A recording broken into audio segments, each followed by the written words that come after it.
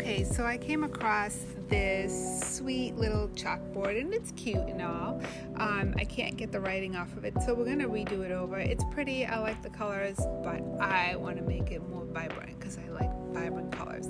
And today we're gonna use not paint, but we're gonna use these mixing powders from Debbie's Design Diary. And this awesome green, I just love how bright it is. So I am mixing this powder with, you can mix it with clear patina, and just kind of mix it until it blends and it's nice and smooth. And then we're just gonna paint. That's as easy as this is. And I like it because the colors from Debbie's Design Diary that I use are all beautiful. I love them all very much, but there isn't a green like quite this beautiful and bright and bold. And so I love it. And by the way, these mixing powders come in a bunch of different colors. So I will be using more of them in my upcoming videos. So I'm just going to give this one lap around. I'm not trying to make this perfect as usual. I like things imperfectly perfect. So even though I started by kind of just going in one direction, you'll see that at some point I'm just going to haphazardly paint this and go in different directions because I want to give it that old kind of, I don't know, vintagey look, especially with this color that I love so much. And after the first coat dries, I'm going to go ahead and give it a second coat. You can go ahead and use a smaller brush to get into or underneath this metal. What I like about this chalkboard is it has this metal rose decor. It's really pretty. It's the metal, you can bend it a little bit, so I'm going to be careful not to bend it too much and break it, but it's pretty. It's silver and it's got the pink in the middle, and I think the pink just looks great with the green anyways.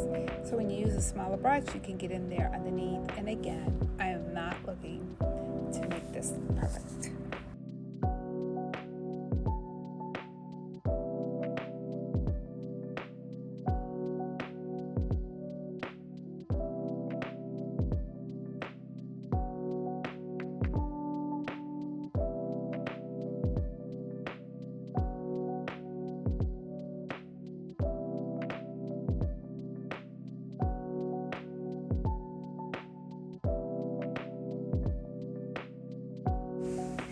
Okay, so now that the first coat has dried, we're going to go ahead and give it a second coat. And we're going to do the same thing. We're going to mix the powder with the finishing product, which is the clear patina, or you can also use Big Top.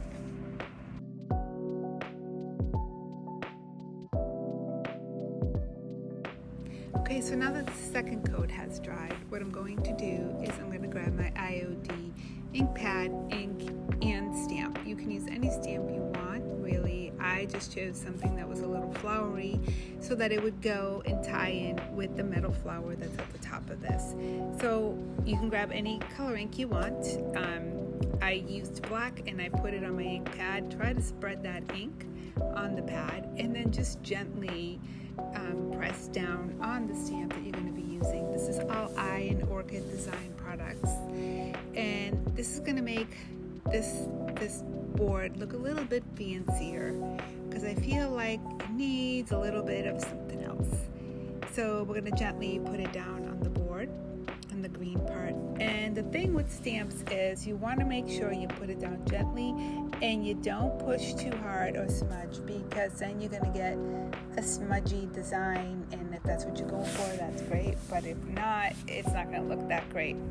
And the ink is permanent, so that's something else to think about. I'm going to do this on both sides. Okay, so now that that's dried, the paint, the ink, I'm just going to grab some chalkboard paint, which is not to be confused with chalk paint, two very different things. I am going to give the board 2 coats and let that dry.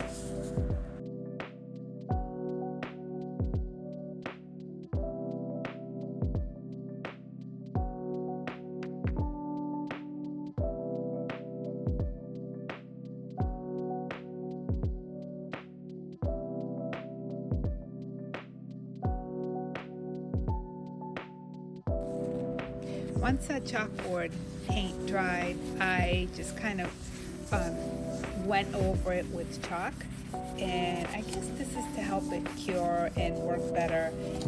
This is the first time doing a chalkboard for me, so I was just following directions. And then you just clean it with a damp rag. But this is pretty much the end result. I think it came out really nice. I like it a whole lot better than I did before.